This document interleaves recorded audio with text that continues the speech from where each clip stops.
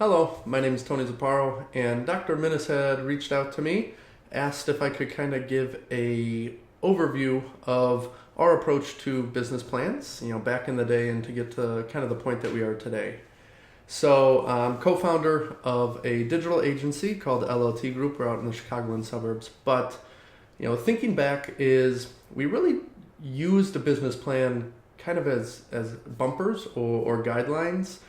We didn't take a too formal approach just because there was a lot of unknowns. And I feel like we could easily have gotten stuck in trying to address a market, saying, hey, we have a $1 billion market or $100 million market. All we need is, 1% or 2% or 5% to be successful. And we really focused on executing over anything else. And so kind of what ended up happening is, we had relatively low barrier to entry. We didn't have to make substantial investments, so we didn't have to pitch to investors or, again, even friends and family and stuff like that. And so our business plan was really more internal than anything else because it helped to, again, like I mentioned, guide us in as soon as we do something, right? So we go out and we kind of execute. Well, we might realize, hey, we have to tweak kind of our messaging. We have to tweak maybe what we're going after. We have to tweak a service. And so only until probably the last couple of years did we more formally start to plan. Did we more formally start to project? And along the way, we kind of realized the things we might have previously thought were important, number of people, market, locations, clients, revenues, stuff like that. They really weren't the main drivers behind our business. And, we're to a point today that while business planning is important, we still don't have, 20-page, 30-page document kind of to define that. We understand our business, we understand strengths, weaknesses, and where we need to improve.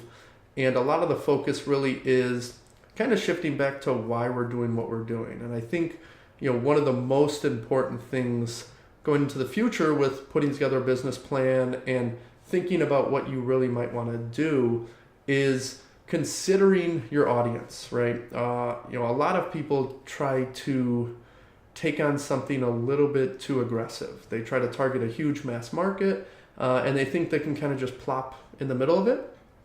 And, as long as they get a 0.1% of the share, they'll be good.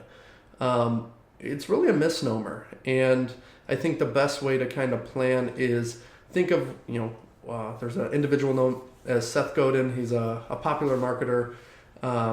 He kind of talks about something known as the smallest viable market. And he goes on to really say that in order to be successful and kind of sustain yourself in life, that might not be, rich or wealthy or things like that, you really only need to find 1,000 people that love what you're doing. So if you're a band and it's 1,000 fans and diehard followers, if you're a business, and it's 1,000 clients. And I think that just gets missed a lot in when you're planning for, the mass markets. You're right, the kind of middle of the bell curve. And I think too many people miss building that trust along the way with the early movers, early adopters, things like that. And so I guess our approach has definitely altered as we kind of look at what is a business plan mean to us. And I think it's really a combination of a bunch of things, right? It's a combination of unknowns and not spending too much time, again, putting work or putting analysis or kind of hoping and dreaming for those, and balancing that out with actually doing what you know how to do or doing what you love to do, and kind of seeing how that plays. And so we use it more as a strategic direction.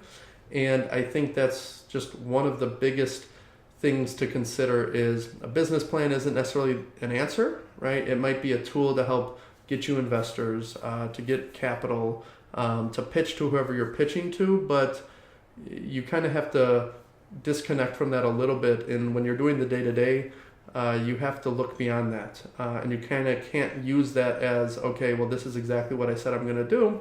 You have to adapt, and you have to adopt because you have to realize that every day that goes by, the market changes, people's needs change, and maybe you realize that something that you originally thought you could do or be profitable in just isn't aligning with what you want to. So I don't know if that was helpful. Obviously, I'm sure Dr. Minnis will give you a lot more insight into business plans, approaches, things like that. But I hope I maybe provided a little bit of insight, at least into our beliefs on them.